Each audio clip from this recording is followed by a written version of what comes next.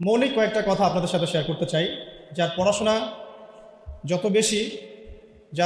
যত বেশি হবে ইনশাআল্লাহ কথা তত কম হবে। আর উপস্থিত শ্রোতা যদি পড়াশোনা করেন তাহলে কথা বলে শান্তি পাওয়া যায়। তো আমি অনুরোধ করব যে আজকের আলোচনা শুধু শুনেই চলে যাবেন না, বরং নিজেরা পড়াশোনা করা, লেখাপড়া করার প্রত্যয় ব্যক্ত করবেন। আল্লাহ পাক তৌফিক দান করেন। একটা ছোট্ট ঘটনা থেকে শুরু করতে চাই।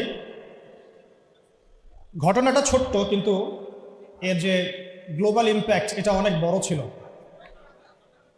আজকে থেকে প্রায় 1450 বছর আগে আমরা একটা সমাজ দেখেছিলাম, যেই সমাজটাকে আমরা বলতাম আইয়ামে জাহিলিয়াত। আইয়ামে জাহিলিয়াত অর্থ হচ্ছে অন্ধকারাচ্ছন্ন দিন।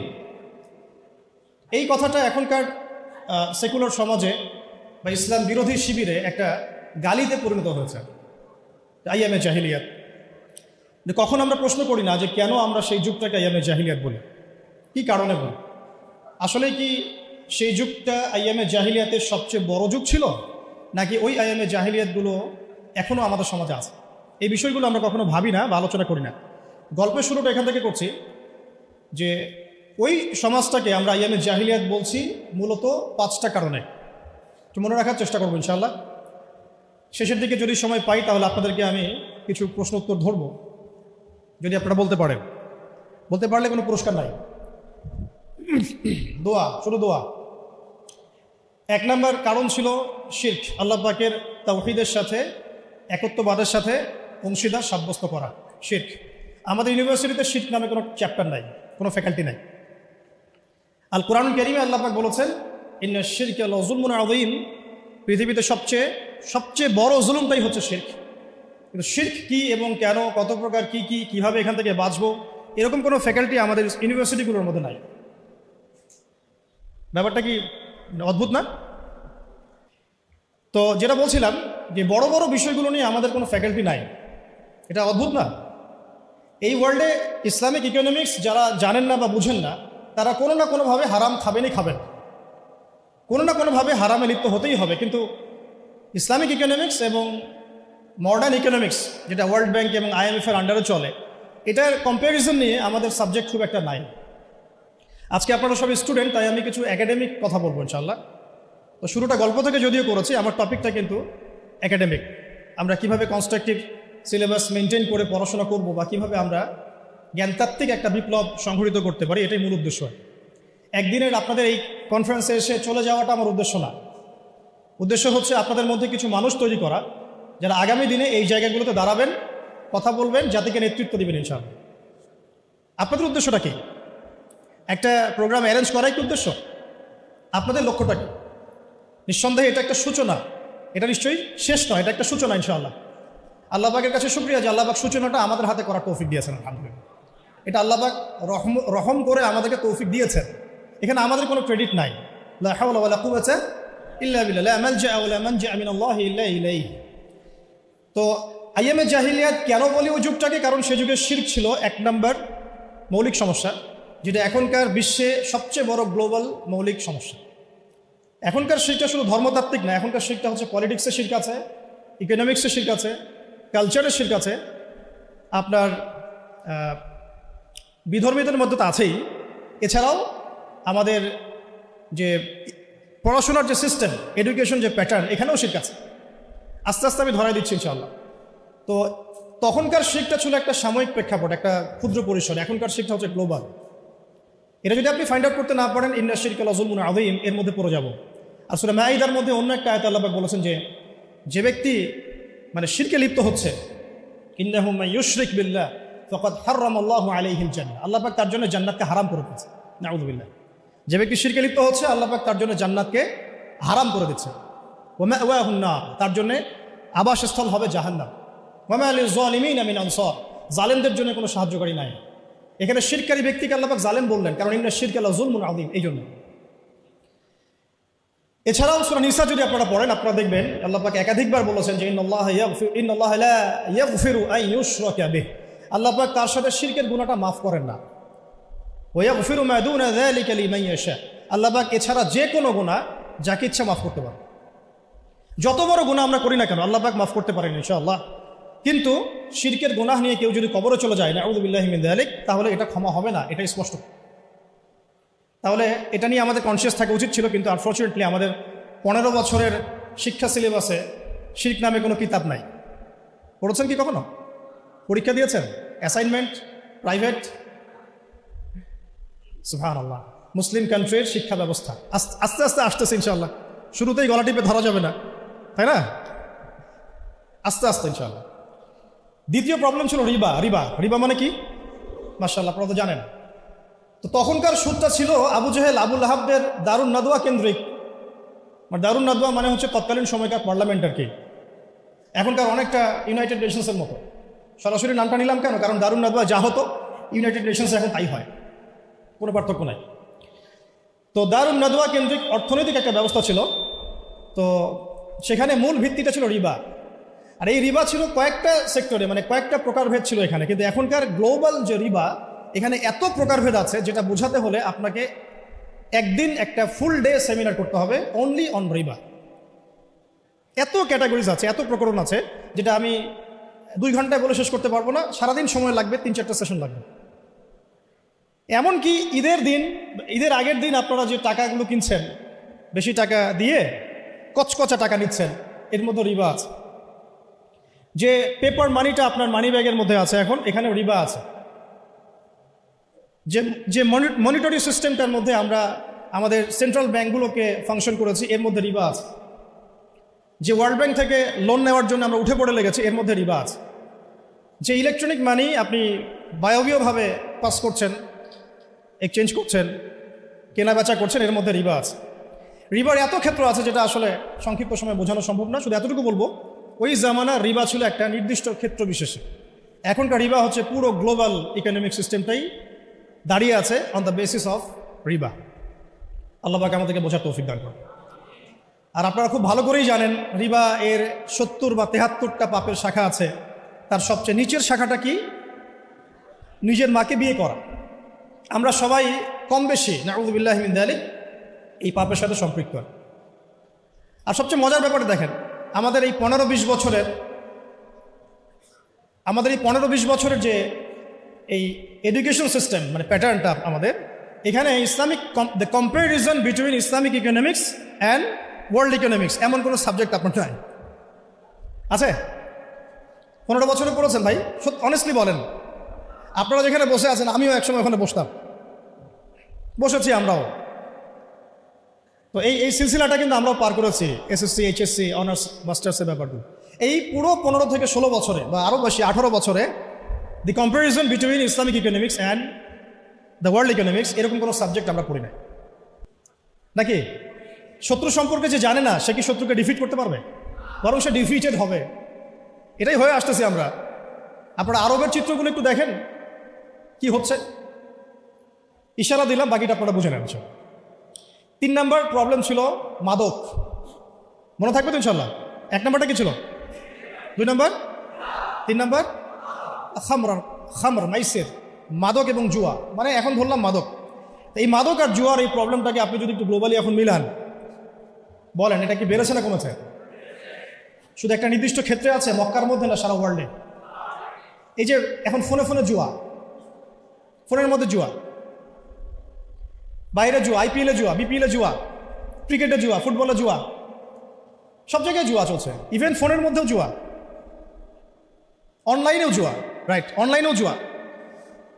আর মাদকের কথা বাদ দিলাম। আগে তো না হয় মানুষ কিছু মাদক খেয়েছে, যেই মাদক সম্পর্কে আল্লাহ পাক সার্টিফাই করেছেন যে ওই মাদকের মধ্যে কিছুটা কল্যাণ আছে। আয়াতটা পড়ে দেখেন, সূরা বাকরায় আছে, ইয়াসআলুনাকা আনিল খামরি ওয়াল মাইসির, তারা তোমাকে খামর এবং মাইসির সম্পর্কে জিজ্ঞাসা করে। কুল ফীহিমা ইসমুন কাবীর ওয়া মানাফিউ লিন-নাস, বলো সেখানে যা আছে তার বেশিরভাগই হচ্ছে নোংরামি, পাপ, খারাপ, কিন্তু কিছুটা উপকারিতা আছে। এটা কিন্তু কোরআনে আছে। আর এখনকার মাদকগুলো এত ডেঞ্জারাস যে আপনাকে হিপনোটাইজ করে ফেলতে পারে। এমনও মাদক বের হয়েছে যেটা খাওয়ার প্রয়োজন নাই, শুধু তার দিকে যদি একটু ফু দেয়, উপাদানটা দিয়ে একটু ফু দেয়, সে অলরেডি হিপনোটাইজড হয়ে যাবে। সে নিজেই তার চেইন, সোনা দানা, মানি ব্যাগ বের করে দিয়ে দিবে মানুষ। এটাও একটা ওয়ান কাইন্ড অফ মাদকের মধ্যে। তো এখন এটা গ্লোবাল সমস্যা।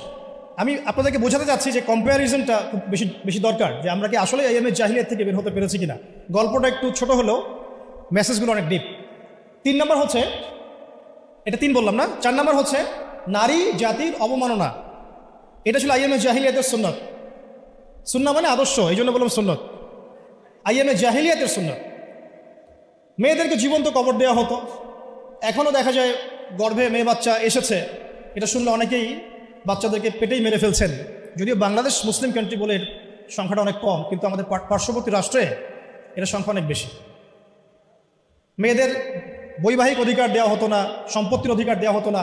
তো এখন বা এটা কোথায় হচ্ছে? বিবাহ বহির্ভূত সম্পর্কে এখনকার সমাজ জর্জরিত। জিনা এখন সমাজে প্রকট, ব্যভিচার প্রকট। এখনকার সমাজে মেয়েদের সম্পত্তির অধিকার পর্যন্ত আমরা নিশ্চিত করতে পারি নাই। এমনকি শিক্ষার অধিকারটুকু কিন্তু অনেক ক্ষেত্রে নিশ্চিত হয় নাই। আর তারা যদি শিক্ষা অর্জন করতে ঘরের বাইরে আসে, তাদের নিরাপত্তা কিন্তু নিশ্চিত হয় নাই। হয়েছে কি? ধর্ষণ কি বেড়েছে না কমেছে? আপনারা সবাই সাক্ষী এগুলো। আদম শুমারির মতো যদি কোনো সতীত্ব শুমারি করতে পারে বাংলাদেশে কেউ, সে দেখবে যে বাংলাদেশে অনার্স পড়ুয়া বহু ছেলে মেয়ে অনার্স শেষ করার আগেই তাদের সতীত্ব নষ্ট করে ফেলছে। এছাড়া টিজিং তো আছেই, অ্যাবিউজিং তো এগুলো তো আছেই। তো নারীর অবমাননার বিষয়গুলো যদি বলতে শুরু করি, এটা আলাদা সেশন লাগবে। এটা আপনারা সবাই বুঝতে পারছেন যে আমরা ওই দুষ্ট চক্র থেকে বের হতে পারি নাই। 4 নম্বর এটা হলো। 5 নম্বর হচ্ছে গোত্রীয় হানাহানি আর কি। গোত্রীয় হানাহানি, কনফ্লিক্ট, বিভিন্ন ব্যাটল হতো গোত্রে গোত্রে।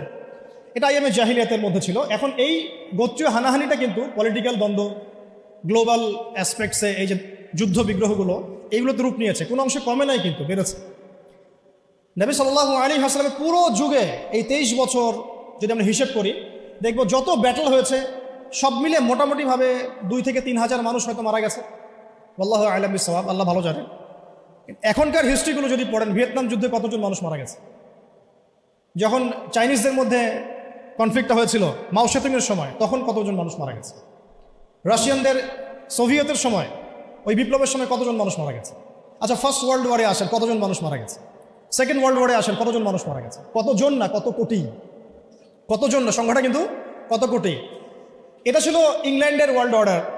তো ইউএসএর যে ওয়ার্ল্ড অর্ডার, যখন সে পৃথিবীতে আসছে অ্যাজ এ রুলিং স্টেট, তখন সারা বিশ্বে যত যুদ্ধ বিগ্রহ হয়েছে এর মধ্যে কত লক্ষ কত কোটি মানুষ মারা গেছে।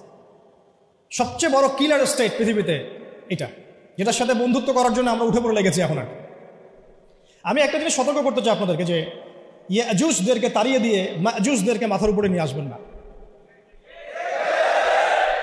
ইশারা দিয়েছি, এটা রূপক অর্থে বলেছি। আবার এটা মনে করবেন না যে এরাই মাজুজ, এটা যুলকারনাইনের সেই ইয়াজুজ মাজুজ না, আমি রূপক অর্থে বলেছি। কারণ ইয়াজুজ আর মাজুজের ফাংশন কি? ইন্না ইয়াজুজ ওয়া মাজুজ মুফসিদুনা ফিল আরদ। হে যুলকারনাইন, আমাদের জন্য একটা দেয়াল নির্মাণ করে দাও, কারণ ইয়াজুজ আর মাজুজ আমাদের জমিনে ফাসাদ সৃষ্টি করছে। ইউফসিদুনা ফিল আরদ, ইউফসিদুন, তারা ফাসাদ সৃষ্টি করছে। ফাসাদ, ফিতনা, ফাসাদ। তো এগুলো কি ফাসাদ না? তার মানে সারা ওয়ার্ল্ডে যারা ফিতনা এবং ফাসাদ ছড়িয়ে বেড়ায়, তারা কোনো না কোনোভাবে ইয়াজুজ আর মাজুজের ফিতরত বা খাসলত লালন করে। ফিতরত, খাসলত সরাসরি না হলেও ওই আদর্শ লালন করে। তো সতর্ক করতে চাই যে ইয়াজুজের পরিবর্তে কোনো মাজুজকে আমরা যেন মাথার উপরে না নিয়ে আসি। তো যে প্রসঙ্গে এদিকে চলে আসলাম, যে দেখুন এই গোত্রীয় হানাহানির বিষয়গুলো কিন্তু এখনও কমে যায় নাই, বরং সারা ওয়ার্ল্ডে এগুলো বেড়েছে। এবং তথাকথিত যে সভ্যতা বলে আমরা দাবি করি পশ্চিমাদেরকে, তাদের হাতে বিগত 100 বছরে 1914 সালে অটোম্যানরা ডিফিট হওয়ার পরে, বা 1919-এ একবারে ফুললি ডিফিট হওয়ার পরে, বা 1924 সালে ওই যে মোস্তফা কামাল আতাতুর্কের যে গভর্নমেন্ট, ওর পর থেকে আপনি লাস্ট 100 বছরটা হিসেব করে দেখেন, তাদের হাতে পৃথিবীতে কতজন মানুষ মারা গেছে। 100 বছর হিস্ট্রি, জাস্ট 100 বছর। তো তারা আমাদেরকে সভ্যতার ডেফিনেশন শেখাচ্ছে, সভ্যতার ধারক ও বাহক হয়ে তারা বসে আছে। এগুলো ভাবার বিষয় আমাদের, কারণ আল্লাহ রাব্বুল আলামিন আমাদেরকে অন্ধ থাকতে বলেন নাই, বরং আল্লাহ পাক সূরা আরাফের মধ্যে বলেছেন যে ইন্টারনাল ব্লাইন্ডনেস মানে আধ্যাত্মিক অন্ধত্ব, এটা জাহান্নামে যাওয়ার অন্যতম একটা কারণ।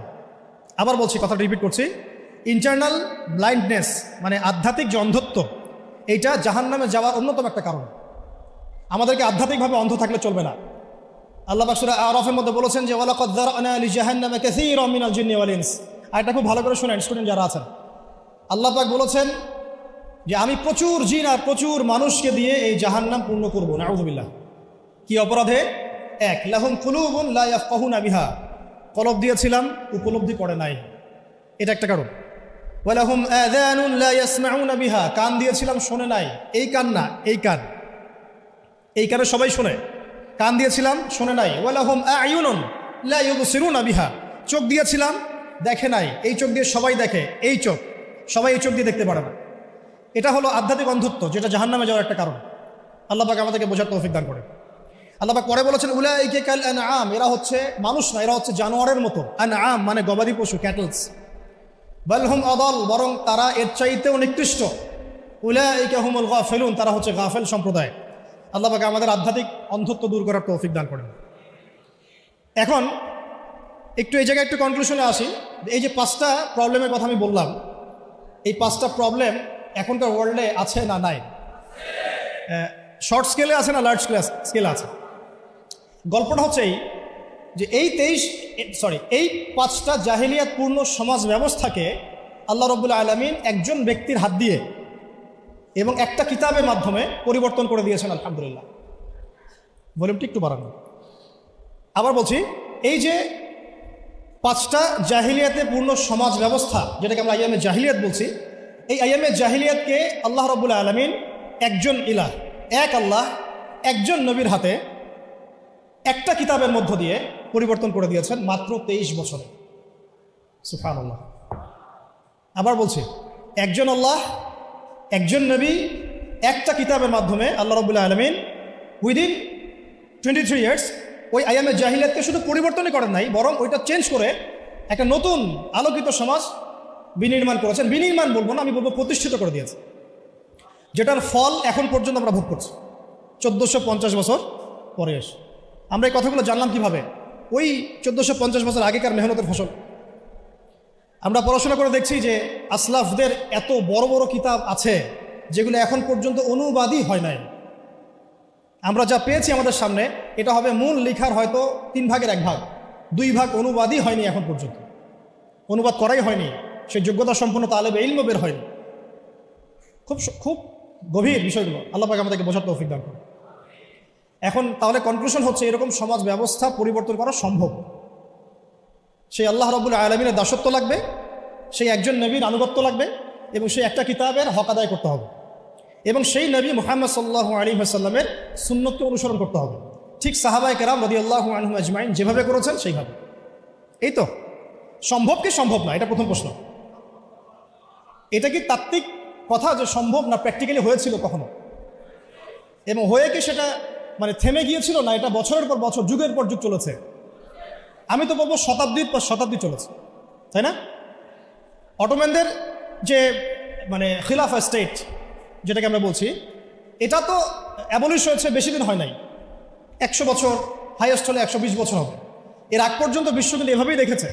নবী সাল্লাল্লাহু আলাইহি ওয়াসাল্লামের যুগ, 4 খলিফার যুগ, উমাইয়াদের প্রায় 100 বছরের শাসন ব্যবস্থা, তারপর আব্বাসীয়দের প্রায় 550 বছর শাসন ব্যবস্থা, তারপরে ফাতেমিরা ছিল একদিকে, ওইদিকে কর্ডোভার দিকে আব্দুর রহমান তার শাসন ছিল, তারপরে মামলুকরা এসেছে, মোগলরা শাসন করেছে, তুর্কিরা করেছে, এভাবে চলেছে, বছরের পর বছর চলেছে।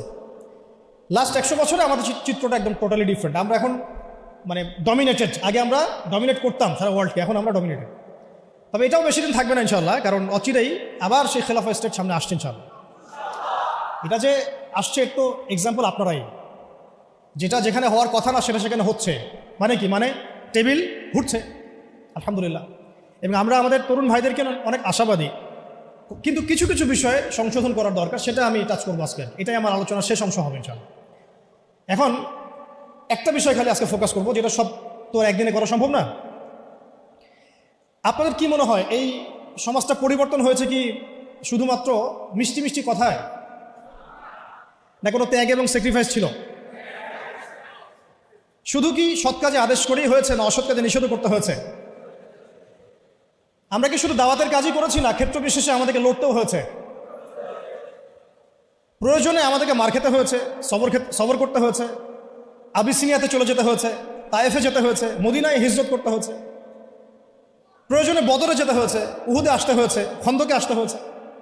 কখনো পররাষ্ট্রনীতি অ্যাপ্লাই করতে হয়েছে, কখনো সন্ধি করতে হয়েছে, কখনো শান্তি চুক্তি করতে হয়েছে। এক একটা ক্ষেত্রে এক এক রকম ইনিশিয়েটিভ আমাদেরকে নিতে হয়েছে। তবে একটা বিষয় আমরা এক জায়গায় ছিলাম, সেটা হচ্ছে এক আল্লাহ, একজন নবী, একটা জামা, একটা ইমারা, একটা কিতাব, একটা সুন্নাহ। এই জিনিসগুলোতে যখন ভাটা পড়েছে তখন আমাদের শক্তি কমে গেছে। কথা কি বুঝতে পারছেন? গল্পটা হচ্ছে এই যে নবী সাল্লাল্লাহু আলাইহি ওয়াসাল্লাম এই সমাজে জন্মগ্রহণ করেও এই সমাজের জাহিলিয়াতের মধ্যে তিনি মিশে যান নাই, বরং এগুলো থেকে তিনি দূরে ছিলেন। যখন তার কাছে ওয়াহি এসেছে, ওয়াহি আসার পর থেকে মাত্র 23 বছর সময় নিয়েছেন তিনি।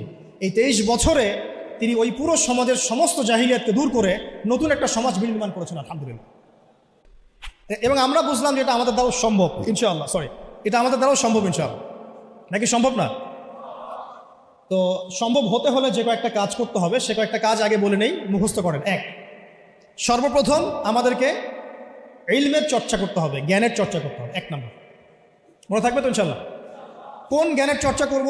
যেই জ্ঞান আমাকে আল্লাহ পর্যন্ত পৌঁছে দেয় সেই জ্ঞান। কোন জ্ঞানের চর্চা করব না যেই জ্ঞান আমাকে আল্লাহ থেকে দূরে সরায় দেয়? সিম্পল। কোন জ্ঞানের চর্চা আমি করব? যেই জ্ঞান আমাকে আল্লাহ পর্যন্ত পৌঁছে দেয়। কোন জ্ঞানের চর্চা আমি করব না যেই জ্ঞান আমাকে আল্লাহ থেকে দূরে সরায়? 2 নম্বর হচ্ছে, আমি কি শুধু একমুখী জ্ঞানে শিক্ষিত হব? উত্তর হচ্ছে না। এই যুগকে যদি আমরা ডিল করতে যাই এবং কোরআন সুন্নাহকে হাতে নিয়ে ওয়ার্ল্ডকে চ্যালেঞ্জ করতে চাই, তাহলে আমাকে ভার্সেটাইল নলেজ রাখতে হবে। তবে আমার ভিত্তিটা হবে অবশ্যই তাওহীদের জ্ঞান দিয়ে, কোরআনের জ্ঞান দিয়ে, সুন্নতের জ্ঞান দিয়ে। এরপরে আমি যেদিকে যাব সেটা আমি বাছাই করব, কিন্তু আমার ভিত্তিটা যেন হয় কোরআন এবং সুন্নাহ ভিত্তিক শিক্ষা ব্যবস্থা দিয়ে। এটা নিয়ে 2টা কথা আছে, পরে বলছি ইনশাআল্লাহ। 3 নম্বর যে কাজটা করতে হবে সেটা হচ্ছে, যা শিখবো তার উপরে আমল করতে হবে। যা শিখবো তার উপরে আমল করতে হবে। আমলবিহীন জ্ঞান দিয়ে কোনো কাজ নাই। ইলম শিখলাম কিন্তু আমল নাই, এটা দিয়ে সমাজ পরিবর্তন হবে না, ব্যক্তিও পরিবর্তন হবে না। 4 নম্বর, একা একা ইলম চর্চা করব না, বরেণ্য ওলামায়ে কেরামদের সোহবতে জ্ঞান শিখব। একটা প্রতিষ্ঠানে আমরা পড়াশোনা করছি, এখানে আপনারা পড়ছেন, আপনি কি একা একা পড়ছেন? একটা সিস্টেম আছে, টিচার আছেন, সিলেবাস আছে। আপনি কি বাসায় বসে অনলাইনেই মাস্টার্স করে ফেলছেন?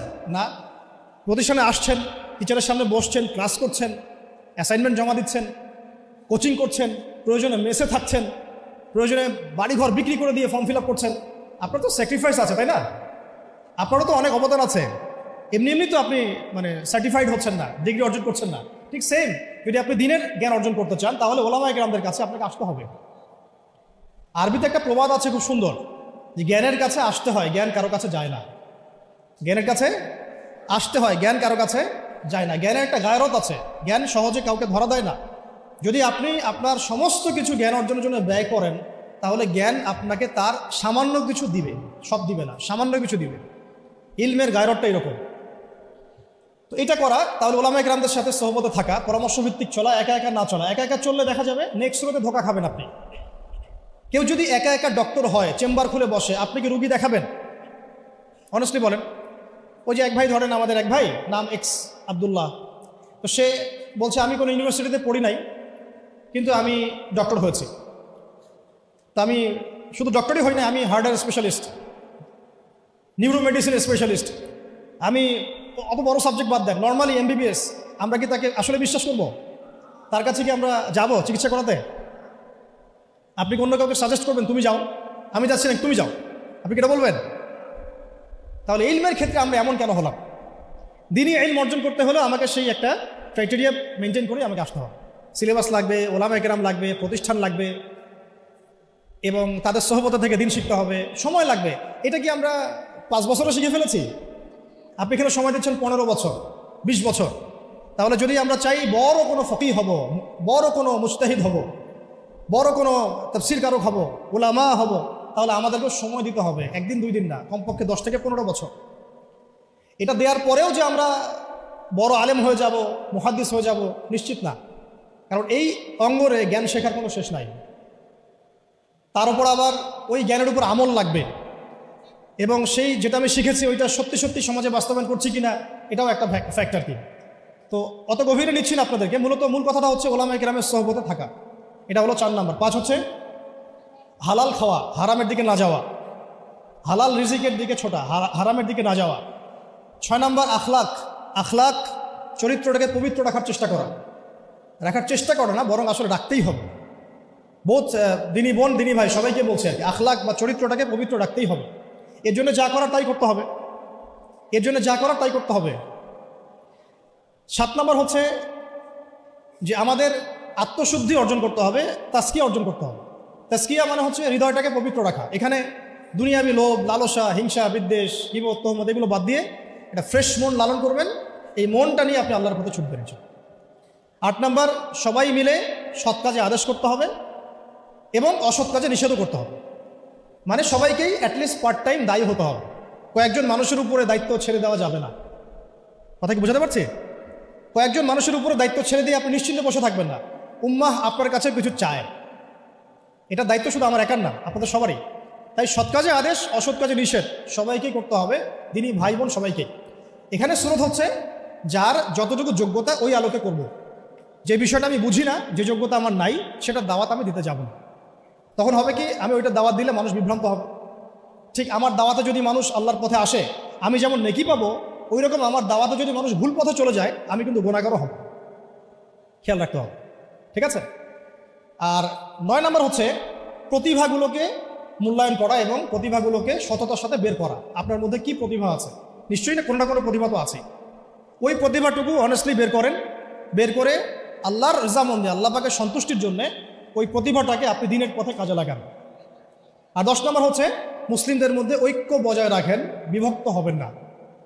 ঐক্য বজায় রেখে চলার চেষ্টা করি ইনশাআল্লাহ তাআলা। এই কাজগুলো যদি একটু ইহসানের সাথে দিল লাগিয়ে এবং দীর্ঘ সময় ধরে করা যায়, আমরা খুব আশাবাদী যে এই তরুণ প্রজন্মকে দিয়ে ইনশাআল্লাহ আগামীতে দিনের বড় কোনো খেদমত হবে ইনশাআল্লাহ।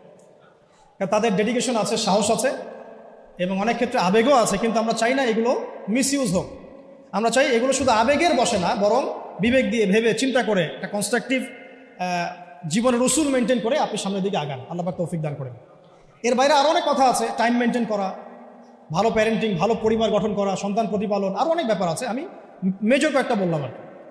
এবং ধারাবাহিকতা বজায় রাখা, আজকে অনেক বেশি করলাম কালকে নাই এমন না হওয়া, অল্প করে হলেও প্রতিদিন কিছু কিছু করে করা। তো এই কাজগুলো যদি আমরা করতে পারি, দিন কায়েম হবে ইনশাআল্লাহ। আশাবাদী আপনারা? এখন বাস্তবতা দেখি, বাস্তবতা দেখে আমি আস্তে আস্তে শেষের দিকে যাচ্ছি, অনেক লম্বা করবো না, আপনাদের বিরক্তি ধরাবো না। বাস্তবতাটা হচ্ছে এই যে নবী সাল্লাল্লাহু আলাইহি ওয়াসাল্লাম যে ওহীটা প্রাপ্ত হলেন, সূরা আলাকের প্রথম 5টা আয়াত, কয়টা আয়াত, এটাকে ধরে কয়েকটা কথা বলছে আপনি। এই যে 23 বছরের কথা আমি বললাম, যে 23 বছরে সমাজটা পরিবর্তন হয়ে গেছে। এমন সমাজ যে সমাজে এই জাহিলিয়াতগুলো ছিল, কিসের ভিত্তিতে হয়েছে? জাদু দিয়ে, মানুষকে মেরে পিটিয়ে, রিমান্ডে নিয়ে টর্চার করে, মানুষকে উঠিয়ে উঠিয়ে আয়না ঘরে নিয়ে পরিবর্তন করা হয়েছে। কোনটা বলেন? মানুষকে দাওয়াত দেওয়া হয়েছে, আল্লাহর দিকে নিয়ে আসা হয়েছে, বুঝানো হয়েছে, মানুষ বুঝে নাই, মানুষ গালিগালাজ করেছে, মেরেছে, সবর করা হয়েছে, প্রয়োজনে দেশ থেকে চলে যাওয়া হয়েছে, তাই না? হিজরত করা হয়েছে। পরে যখন তারা বেশি এগ্রেসিভ হয়ে গেল, তখন আমাদেরকে বদরে আসতে হলো। বদরে তো আমরা প্রথমে যাই নাই, তাই না? রাষ্ট্র যখন কায়েম করেছে তারপরে গিয়েছে, রাষ্ট্র কায়েম করার আগে তো আমরা বদরে যাই নাই। এখন আমরা এই পুরো যে কাজগুলো হয়েছে, এর গোড়াটা যদি আপনি সার্চ করেন, দেখবেন সেটা হচ্ছে ওই প্রথম ওহীর ভিত্তিতে। ইকরা বিসমি রাব্বিকাল্লাযী খালাক। প্রথম ওহীটা কি ছিল? ইকরা বিসমি রাব্বিকাল্লাযী খালাক। আজকে একটু সময় নিয়ে আমি আয়াতগুলো আপনাদেরকে বোঝাচ্ছি। অনেক জায়গায় সময় পাই না, পরিবেশ পাই না। আমার কাছে মনে হচ্ছে এখন বলার মতো পরিবেশ আছে, তাই বলছি। ধৈর্য আছে আপনাদের? আচ্ছা, একটু শুনেন, আয়াতগুলো শুনেন। অনেকে এইটুক বলে আর কি, ইকরা বিসমি রাব্বিকাল্লাযী খালাক। এবং আমি দেখেছি অনেক সেকুলার প্রতিষ্ঠান, ইভেন ইংলিশ মিডিয়াম স্কুল কলেজের বাইরেও আয়াতটা লেখা আছে। আসলে এর দ্বারা কি বোঝানো হয়েছে? নবী সাল্লাল্লাহু আলাইহি ওয়াসাল্লাম পেরেশান, এই সমাজটাকে কিভাবে পরিবর্তন করব। তিনি সমাজের এই জাহিলিয়াতগুলো থেকে নিজেকে দূরে সরিয়ে রাখেন, ওই হেরা গুহায় গিয়ে বসে থাকেন। আপনারা যারা নামাজ পড়েন 5 ওয়াক্ত, আপনার কানের পাশে যদি মিউজিক প্লে করা হয় ধুমধারাক্কা, আপনার কি ভালো লাগে? ভালো লাগে কি আপনার? নিশ্চয়ই ভালো লাগে না। আর নবী সাল্লাল্লাহু আলাইহি ওয়াসাল্লাম, যার আগেও কোনো গুনাহ নাই, পরেও কোনো গুনাহ নাই, তার কাছে কেমন করে ভালো লাগবে? তিনি তো একজন নবী। সমাজে এইসব জাহিলিয়াত দেখে তিনি দূরে সরে থাকেন। দেখেন আমাদের সমাজেও কিন্তু যে মানুষগুলো একটু আল্লাহওয়ালা, সমাজের জাহিলিয়াত তাদেরকে ভালো লাগে না, তারা আলাদা হয়ে চলে। তখন সমাজ ওদেরকে বলে তারা আনসোশ্যাল, তাই না? আমরা বিপদে পড়ি, তখন খুব বিব্রতকর অবস্থায় পড়ি। নবী সাল্লাল্লাহু আলাইহি ওয়াসাল্লাম সেখানে পেরেশান। আল্লাহ পাক তখন পেরেশানি দূর করছেন এইভাবে ওহী নাজিল করে যে আপনি যে সমাজটাকে পরিবর্তন করতে চাচ্ছেন এটা এমনি এমনি হবে না, এটার জন্য জ্ঞানের চর্চা দরকার, জ্ঞানের বিপ্লব দরকার। সুবহানাল্লাহ। এই জন্য প্রথম আয়াত আসছে পড়ুন। প্রথম আয়াত তো বলা হয় নাই যে শিরক করবেন না, মাদক দ্রব্য কেউ সেবন করবেন না, পর্দা করো, ইভেন নামাজ পড়ো, আল্লাহকে সিজদা করো, হ্যাঁ, সুদ খেও না, এরকম কি প্রথম আয়াত ছিল? প্রথমে বলা হচ্ছে পড়াশোনা করতে। ইকরা বিস্মি রব্বিকাল্লাযী খালাক। ইকরা মানে পড়ুন, ইকরা মানে বিস্মি মানে নামে, নাম দ্বারা, রব্বিক, রব্বিক মানে আপনার রবের, রব্বিকা আপনার রবের, আল্লাযী যিনি, খালাক সৃষ্টি করেছেন। অর্থ দাঁড়াচ্ছে ইকরা বিস্মি রব্বিকাল্লাযী খালাক, পড়ুন আপনার সেই রবের নামে যিনি আপনাকে সৃষ্টি করেছেন। শুরুতে বলেছিলাম, আপনাদের মনে আছে কিনা, যে জ্ঞান আপনাকে আল্লাহর দিকে নিয়ে যাবে সেটাই জ্ঞান। এইটা হচ্ছে দ্য ডেফিনেশন অফ নলেজ। বুঝাতে পারছি কি ভাই? জ্ঞানের সংজ্ঞা কি? যে জ্ঞান আপনাকে আল্লাহর দিকে নিয়ে যাবে সেটাই হচ্ছে মূলত জ্ঞান। ইকরা বিস্মি রব্বিকাল্লাযী খালাক। এখনকার এই আয়াতটা নিয়ে আগে দুটো কথা বলে নেই। আচ্ছা দাঁড়ান, আগে অনুবাদটা করে নেই। দ্বিতীয় আয়াতে আল্লাহ পাক বলছেন খালাকাল ইনসানা মিন আলাক, খালাকাল ইনসানা মিন আলাক, যিনি মানুষকে সৃষ্টি করেছেন জমাট বাঁধা রক্তপিণ্ড থেকে। পুরা আমাদের যে মেডিকেল সায়েন্স আছে এই আয়াত থেকে তাদের শেখার যে কত কি আছে আল্লাহ ভালো জানেন। ইকরা ওয়া রাব্বুকাল আকরাম, ইকরা ওয়া রাব্বুকাল আকরাম, আপনি পড়ুন, আপনার রব মহিমান্বিত। আল্লাযী আল্লামা বিল কলম, যিনি মানুষকে কলম দ্বারা জ্ঞান শিক্ষা দিয়েছেন। পুরো সিস্টেমটার মধ্যে আপনার কলম, এবং সেই লাউহে মাহফুজেও আছে কলম। কলম দিয়ে লাউহে মাহফুজে লেখা হচ্ছে। ইভেন কলম আল্লাহ পাকের প্রাচীন সৃষ্টি। আমাদেরকে সৃষ্টি করার, আসমান জমিন সৃষ্টি করার 50,000 বছর আগে আল্লাহ পাক এই কলম, এই লাউহে মাহফুজ, আরশ, এগুলো সব সৃষ্টি করেছেন। তাকদীর লিখে ফেলেছেন। কলমকে আল্লাহ পাক বলেছেন উক্তুব, লিখো। কলম বলেছে মাযা আকতুব, আমি কি লিখবো? আল্লাহ পাক বলেছেন কিয়ামত পর্যন্ত যা হবে সব লিখে ফেলো। আমরা যে জীব আর জড়র সংজ্ঞা পড়েছি, সংজ্ঞাটা ঠিক না। আল্লাহ পাকের যখন হুকুম হবে, আজকে আমরা যেখানে বসে আছি এই জমিনও কথা বলবে ইনশাআল্লাহ। ইয়াউমাইযিন তুহাদ্দিসু আখবারাহা, যেদিন এই জমিন তার বৃত্তান্ত বর্ণনা করবে। তো জীব জ্বরের এই ক্লাসিক্যাল সংজ্ঞা বাদ দিয়ে আমরা এটা বোঝার চেষ্টা করি। তো আল্লাহ পাক বলছেন যে যিনি মানুষকে কলম দ্বারা জ্ঞান শিক্ষা দিয়েছেন। শুধু তাই না, আল্লামাল ইনসানা মা লাম ইয়ালাম, তিনি মানুষকে সেই জ্ঞান শিক্ষা দিয়েছেন যা মানুষ জানত না। আপনারা যখন আর একটু পড়াশোনা করবেন দেখবেন বুদ্ধিবাদ পড়ানো হবে। এই মানুষ বায়োলজিক্যালি জ্ঞান অর্জন করেছে এমনটা পড়ানো হয়। অভিজ্ঞতাবাদ পড়ানো হয়, কেউ কেউ সমন্বয় মতবাদ পড়ার। কিন্তু আসলে জ্ঞানের উৎস কিন্তু আমরা না। জ্ঞানের মূল উৎস হচ্ছে আল্লাহ পাক নিজে, স্বয়ং তিনি হচ্ছেন জ্ঞানের মূল উৎস। আল্লাহ নিজে তার সৃষ্টিকে, মানে বান্দাদেরকে জ্ঞান শিক্ষা দিয়েছে। দলিল আরেকটা আছে, আদম আলাইহিস সালামকে সৃষ্টি করার পরে আল্লাহ পাক কিন্তু বলেছিলেন ওয়াল্লামাল আদামা আসমাআ কুল্লাহা, আল্লাহ রাব্বুল আলামিন আদম আলাইহিস সালামকে তার পক্ষ থেকে সব নাম শিক্ষা দিয়েছেন। সুবহানাল্লাহ। জ্ঞানের মূল উৎস কে তাহলে? আচ্ছা, এখন এই 5টা আয়াত যখন নাজিল হলো, অর্থগুলো তো মোটামুটি জানলেন। ইকরা বিস্মি রব্বিকাল্লাযী খালাক, পড়ুন আপনার সেই রবের নামে যিনি আপনাকে সৃষ্টি করেছেন। খালাকাল ইনসানা মিন আলাক, যিনি মানুষকে জমাট বাঁধা রক্তপিণ্ড থেকে সৃষ্টি করেছেন। ইকরা ওয়া রাব্বুকাল আকরাম, পড়ুন আপনার রব মহিমান্বিত।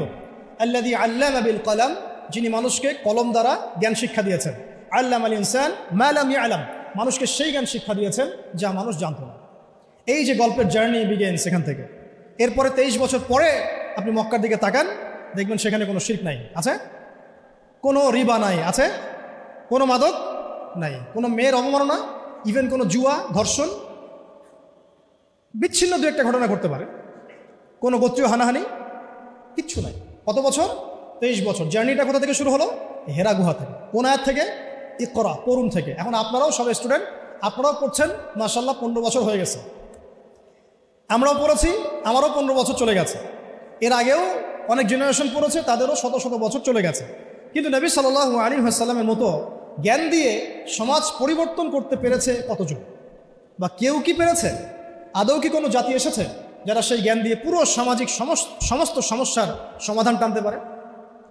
তাহলে এখান থেকে আমাদেরকে বুঝতে হবে আমাদের জ্ঞানের দৈন্যতা কোন কোন জায়গায় আছে। বুঝতে পারছেন কি কিছুটা? আমরা তো ট্রাই করলাম, বিগত 50 বছর হলো স্বাধীনতার, রেজাল্টটা কি? সামাজিক ইম্প্যাক্টটা কোথায়? ইম্প্যাক্ট এইখানে, নামাজ, রোজা, হজ, জাকাত, বাস। ইভেন জাকাতও এখন খুব একটা মানুষ দেয় না, ইল্লা মাশাআল্লাহ। বেশিরভাগ মানুষ কিন্তু জাকাত দেয় না, নামাজ পড়ে যারা তারাও অনেকে জাকাত দেয় না। কিন্তু ইসলামের অন্যান্য যে বিধানগুলো আছে এই বিধানগুলোর কয়টা সমাজে বাস্তবায়িত হয়েছে? একটাও কি হয়েছে? আসলে একটাও হয়নি। এখন যদি আপনি আমাকে বলেন যে ভাই আপনাকে আমি উপদেষ্টা বানাই দিলাম, এখন তো উপদেষ্টা ফেসবুকে হয় এখন, তো এখন যাই হোক, যোগ্যতা থাক না থাক, এমপি টেমপি হয় মানুষ, ওইদিকে আসবো, আমি ফিনিশিংটা ওইদিকেই দিব ইনশাল্লাহ। একটু ধৈর্য ধরেন, শেষ করতেছি। দৈন্যতাটা দেখাবো, দৈন্যতা কোথায়, দৈন্যতাগুলো কোথায়। যদি বানায় দেন এবং আমাকে যদি বলেন ভাই কোরআনের তো আছে যে চুরি করলে চোরের হাত কেটে ফেলো, ব্যভিচার করলে রজম করো, তারপরে বেত্রাঘাত করো, মাদকদ্রব্য সেবন করলে বেত্রাঘাত করো, তারপরে হত্যা করলে কিসাস করো, মুরতাদ হয়ে গেলে তাকে মৃত্যুদণ্ড দাও, কেউ নবীকে গালি দিলে সাল্লাল্লাহু আলাইহি ওয়াসাল্লাম তাকেও হত্যা করো। আমি যদি এগুলো বাস্তবায়ন করতে যাই আগামীকাল, আমি কি আদৌ পারবো? এখন প্রশ্নটা হচ্ছে কেন পারবো না? উত্তর, এক বাক্য উত্তর হচ্ছে, আমাদের সমাজের মানুষ বিগত সময়গুলোতে নামাজ, রোজা, হজ, জাকাত এই শব্দগুলো যতটা শুনেছে, শরিয়া, দাওয়াত, জিহাদ, ইকামতে দিন, কিসাস, হুদুদ এই শব্দগুলো শোনে নাই। বুঝতে পারতেছিলাম?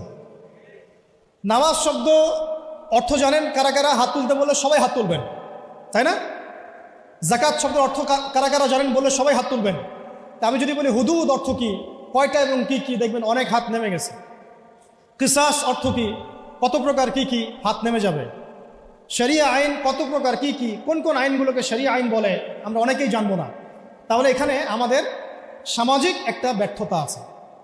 এই ব্যর্থতাটা আমরা আমাদের কাঁধে নিতে চাই, অন্যদেরকে দিতে চাই না। এই ব্যর্থতা তাদের যারা এইসব জায়গায় দাঁড়িয়ে কথা বলি, যারা আমরা লিখি, যারা আমরা অন্যকে নসিহত করি, যারা আমরা মিম্বরে বসি, যারা আমরা খুতবা দেই, ওয়াজ মাহফিলের প্যান্ডেলে বসি, আমাদের সবার দায়িত্ব এটা, আমাদের কাঁধে আসবে এটা। কেন? জনগণ এই শব্দগুলো জানে নাই,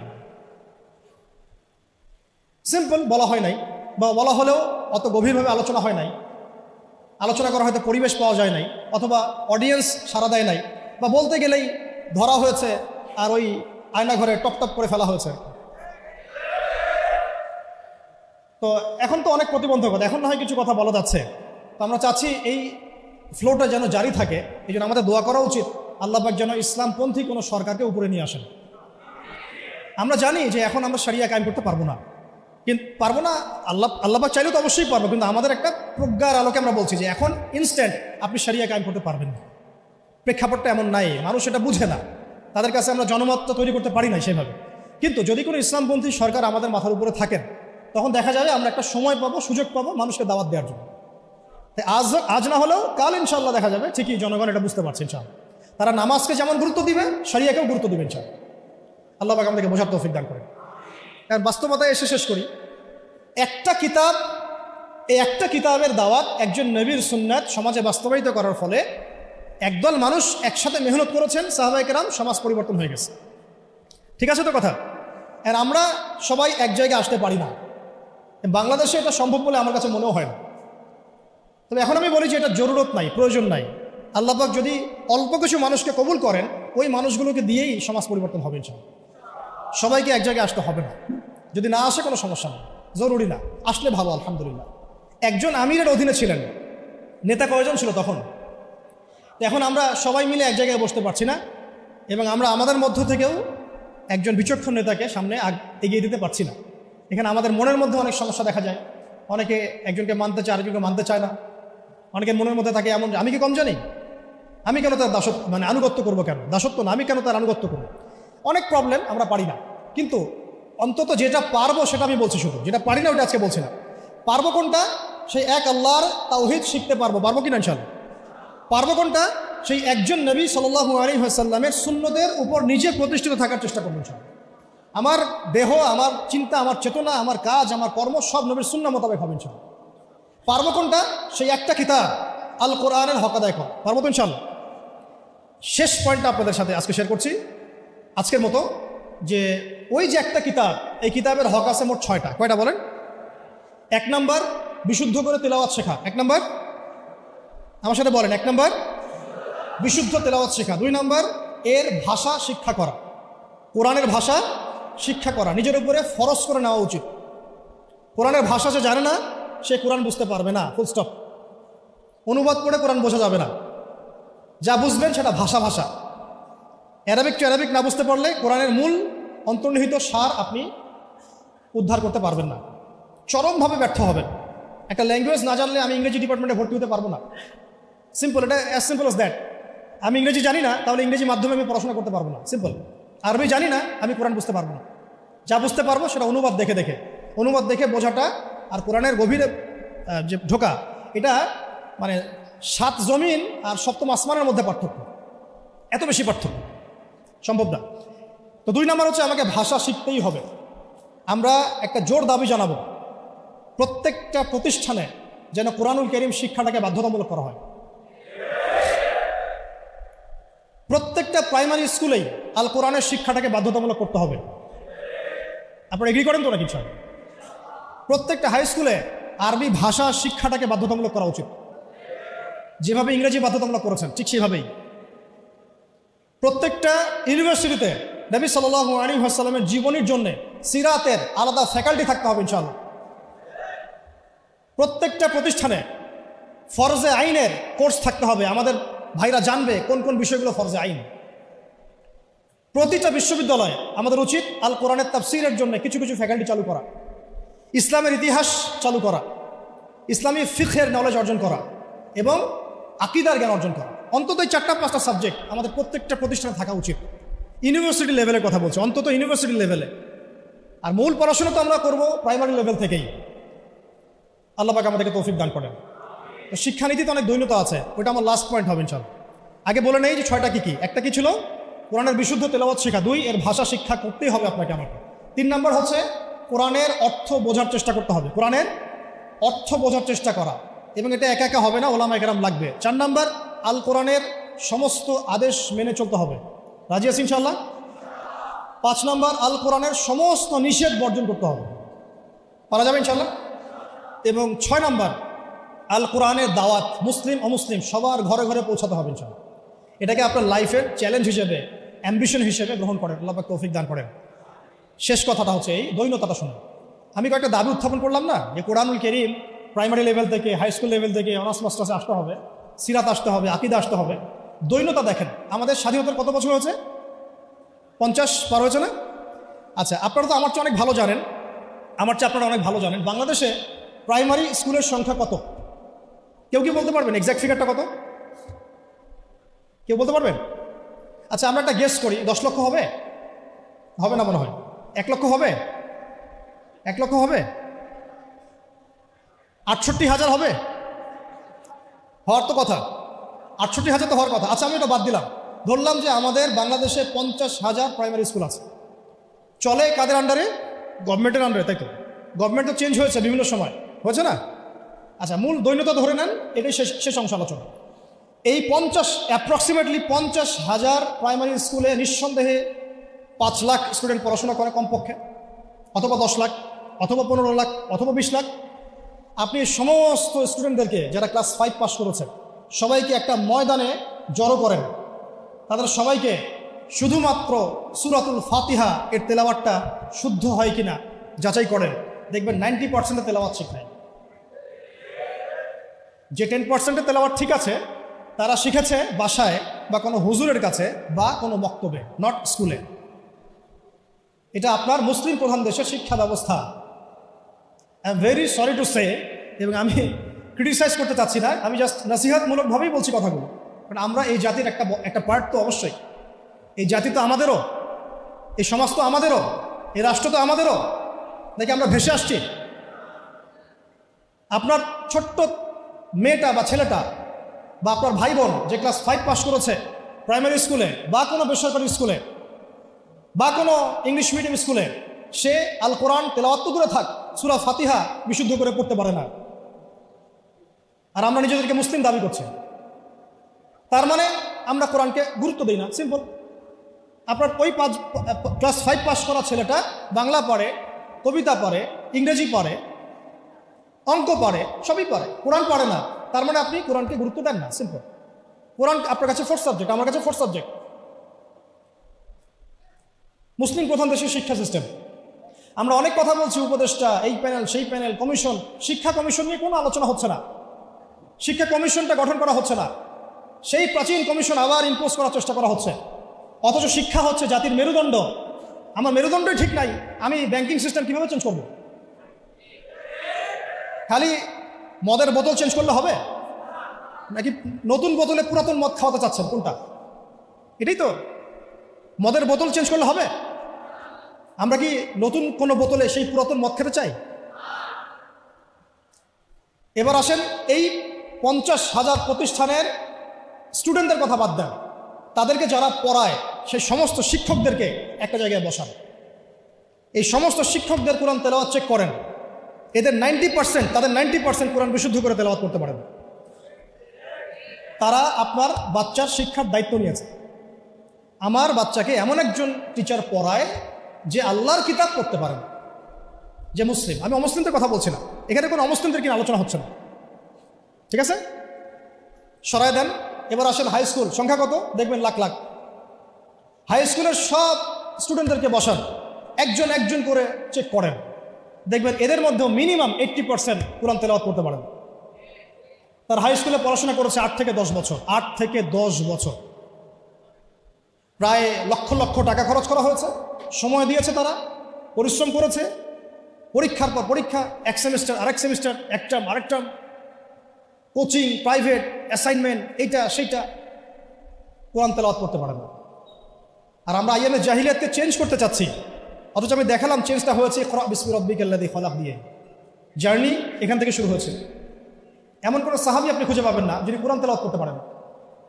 এমন কোনো সাহাবী আপনি পাবেন না যিনি কোরআনের অর্থ বুঝেন না। এমন কোনো সাহাবী পাবেন না যিনি কোরআনের আদেশ নিষেধ মানেন না, দাওয়াতের কাজ করেন না। এবার এই হাই স্কুলের সব বাচ্চাদেরকে সরায় দেন, সরায় দিয়ে সব টিচারদেরকে বসান। হাই স্কুলের যারা টিচার তাদের মধ্যে ম্যাক্সিমামই 70% তো হবেই আমার ধারণা। ইভেন সূরাতুল ফাতিহা আপনাদের শুদ্ধ না, সূরা ফাতিহা শুদ্ধ না। আপনারা লক্ষ লক্ষ স্টুডেন্টের ভবিষ্যৎ বিনির্মাণের দায়িত্ব নিয়ে বসে আছেন, কোরআন তেলাওয়াত করতে পারেন না। আপনি কোরআনকে গুরুত্ব দেন না। ইলমের মূল যে সোর্স, জ্ঞানের মূল যে উৎস, তার সাথে আপনার কোনো তাল্লুক সম্পর্ক নাই, কিন্তু আপনি জাতির শিক্ষক, বেতন পাচ্ছেন, ভাতা পাচ্ছেন, কোনো কোনো ক্ষেত্রে আপনি পেনশন পাচ্ছেন, ইত্যাদি ইত্যাদি। একটু উপরে যাই, এই যে বলেছিলাম শেষে একটু চেপে ধরবো আর কি, এটা চেপে ধরার সময় খুব বেশি হয়ে যাচ্ছে নাকি? প্র্যাকটিক্যাল কিছু কথা, শেষ 5 মিনিট ইনশাল্লাহ। এরপরে আরেকটু উপরে যাই, আপনি কোন লেভেলে আছেন? অনার্স। অনার্স লেভেলে বাংলাদেশের প্রতিষ্ঠান নিশ্চয়ই 1000-এর কম না, হ্যাঁ? রিনাউন্ড প্রতিষ্ঠান, স্ট্যাবলিশড। তাদের সমস্ত স্টুডেন্টের মধ্যে ছেলে আছে, মেয়ে আছে, সবাইকে একটা মাঠের মধ্যে বসা সবাইকে একজন একজন করে ইন্ডিভিজুয়ালি অনলি সূরা ফাতিহার তেলাওয়াত শুনুন, অনলি সূরা ফাতিহা। আমি কিন্তু আল কোরআনের পুরা অনুবাদের কথাও বলি নাই, তাফসীরের কথাও বলি নাই, অর্থের কথাও বলি না, কিছুই বলি না। দেখবেন এর মধ্যে মিনিমাম 60%-এর তেলাওয়াত সহিহ না, করতেই পারে না, দাঁত ভেঙে যাচ্ছে। সে পড়াশোনা করছে 15 থেকে 16 বছর ধরে, আরও বেশি হতে পারে, আরও বেশি হবে। এখানে 10 বছর, এখানে 2, 18, এদিকে 20, 18 থেকে 20। আমরা মুসলিম প্রধান দেশে থাকি, এটা আমাদের শিক্ষা ব্যবস্থার অবস্থা। এবং আমরা আবার মানে চাইও যে আল্লাহর জমিনে দিন কায়েম হোক। আমরাই আবার চাই যে আল্লাহর জমিনে দিনটা কায়েম হোক। আর যে বাকিরা পারে তারা কোথায় শিখেছে? হয় কোনো মাদ্রাসায়, হয় কোনো মক্তবে, অথবা ইন্ডিভিজুয়ালি কোনো ওস্তাদের কাছে, নট একাডেমিক্যালি, নট ইনস্টিটিউশনালি। যেখানে সে পড়ে সেখানে সে শিখে নাই, তার সাবজেক্ট এটা নাই। তার সাবজেক্টে 12টা সাবজেক্ট আছে তার। যে একটা সাবজেক্ট নিয়ে অনার্স পড়ে, আপনারও তো 6টা সাবজেক্ট আছে ফ্যাকাল্টিতে, আছে না? ওই সাবজেক্টের মধ্যে কোরআন নাই, তাফসীর বলিনি আমি, অর্থ বলি নাই, হিফজও বলি নাই, ভাষাও বলি নাই, কোরআনের সাহিত্যের কথা বলি নাই, শুধু বলেছি কোরআন তেলাওয়াতটুকু নাই। আপনারা কি দাবি করেন যে আপনারা মুসলিম প্রধান দেশে থাকেন? এটা একটা চরম সেকুলার স্টেট, এটা ইসলামিক স্টেট নয়, এটা একটা চরম রকমের সেকুলার স্টেট, যেখানে নামাজ, রোজা, হজ, জাকাত, তাসবিহ, তাহলিলের মধ্যে ইসলামকে সম্বন্ধ করা হয়েছে। শিক্ষা, অর্থনীতি, রাজনীতি, সংস্কৃতি, এগুলো থেকে ইসলামকে মাইনাস করে দেওয়া হয়েছে। এটাই জাতির সবচেয়ে বড় দুঃখ, সবচেয়ে বড় দুর্দশা। আল্লাহ পাক আমাদেরকে বোঝার তৌফিক দান করেন। এবার এই সমস্ত অনার্স পড়ুয়া ভাইদের, বোনদের, টিচারদেরকে আমরা বসাতে চাই একটা জায়গায়। এটা কল্পনা করছি আর কেন, অঙ্ক করি মনে মনে, বসান, একজন একজন করে আপনি চেক করেন। তারা বাংলায় পারদর্শী থাকবে, সাধারণ জ্ঞান তারা জানবে, সাম্প্রতিক বিশ্ব তাদের মুখস্থ থাকবে, তারা কেউ কেউ বিসিএস ক্যাডার হবেন, আরও বড় হতে পারেন, ইংরেজি একদম ফ্লুয়েন্টলি বলে দিবেন, আমি যে লেকচার দিলাম সেটা ইংরেজিতে অনুবাদও করতে পারবেন, এবং রাষ্ট্রীয় বড় বড় দায়িত্বে তারা থাকবেন, বেতন পাবেন, ভাতা পাবেন, বাড়ি গাড়ি পাবেন। বাট আপনারা অন্তত 50% তাদের কোরআন তেলাওয়াত করতে পারেন। আপনারা লক্ষ লক্ষ তরুণ প্রজন্মের মেরুদণ্ড গড়ার কারিগরের দায়িত্ব নিয়েছেন কোরআন ছাড়াই, কোরআনের সাথে কোনো রকম সম্পর্ক ছাড়াই। হ্যাঁ, ওই বয়সে গিয়ে অনেকে হয়তো চিল্লা দিচ্ছেন, তাবলীগের সময় দিচ্ছেন, বা কোনো মসজিদে যাচ্ছেন, কোনো হুজুরকে ধরছেন, ধরে শিখছেন, তাদের সংখ্যা 0.111%, 0.0011%, খুবই কম। বেশিরভাগ তো বলছেন যে ফ্রি মিক্সিং থাকলে সমস্যা নাই, ক্লাসে এগুলো পড়ানোই যায়, ট্রান্সজেন্ডার এটা কোনো বিষয় না, হ্যাঁ রিবা এটা কোনো বিষয় না, এই যুগে কি ওইসব বিষয় চলে, এগুলো মৌলবাদী বিষয়, ইত্যাদি ইত্যাদি। আপনারা পশ্চিমাদের ভাষায় কথা বলছেন। এবার এই সব সরাইদের মাস্টার্সের ভাইদেরকে বসান, সেম অবস্থা, লম্বা করছে না, মাস্টার্সের টিচারদেরকে বসান, সেম অবস্থা। এখন বাইরে আছে আমাদের বেসরকারি ইংলিশ মিডিয়াম প্রতিষ্ঠানগুলো, তাদেরকে বসান, সেম অবস্থা। কিন্তু কোনো কোনো ক্ষেত্রে দেখা যায় তাদের মধ্য থেকে কোরআনের হাফেজ বের হয়েছে। এমনও ইংলিশ মিডিয়াম স্কুল আছে, আমি নিজেও একসময় কাজ করেছি, আমাদের পড়াশোনার ব্যাকগ্রাউন্ড তো এগুলোই ছিল আর কি। ওখানেও দেখতাম অনেক হাফেজ আছে, হচ্ছে, প্রাতিষ্ঠানিকভাবে হচ্ছে অথবা বেসরকারিভাবে হচ্ছে বা ব্যক্তিগত উদ্যোগে হচ্ছে। তো ইংলিশ মিডিয়াম প্রতিষ্ঠানগুলোকে বসান, সেম সেম অবস্থা দেখবেন। অন্যান্য সরকারি কারিকুলামের বাইরে যারা বেসরকারি স্কুল করেছেন তাদেরকে বসান, দেখবেন সেম অবস্থা। বেসরকারি স্কুল, বেসরকারি কলেজ, বেসরকারি ইউনিভার্সিটি, সেম অবস্থা। তাদের বড় বড় গর্জিয়াস প্রতিষ্ঠান আছে, বিশাল বিশাল ক্যাম্পাস, বিশাল বিশাল জমি, কোরআন নাই। ইল্লাল কোরআন, কুল্লু শাই মওজুদ, সব কিছু মওজুদ আছে ইল্লাল কোরআন, কোরআন ছাড়া। যেটা আছে এটা এতই কম, এটা আই ওয়াশ শোডাউন করা ছাড়া কিছু না। এটা আই ওয়াশ করা যে আমি কিছুটা কোরআন পড়াই। আমাদের ওস্তাদ একটা কথা বলেন, আমাদের ওস্তাদের কথা বলছি, ওস্তাদ হচ্ছেন আমাদের বাইতুল মোকাররমের বর্তমান খতিব। তিনি একটা কথা বলেন যে মানুষ, এটা আমাকে বলেছেন পার্সোনালি, অন্যদেরকে বলেছেন কিন্তু আমি জানি না, যে মানুষ যে বিষয়টাকে গুরুত্ব দেয় তার জন্য মানুষ সময় ঠিকই বের করে নেয়। মানুষ যে বিষয়টাকে গুরুত্ব দেয় তার জন্য মানুষ সময় ঠিকই বের করে নেয়। ফোন চালাতে তো আমাকে বলা হচ্ছে না, আমি টাইম বের করে নিচ্ছি।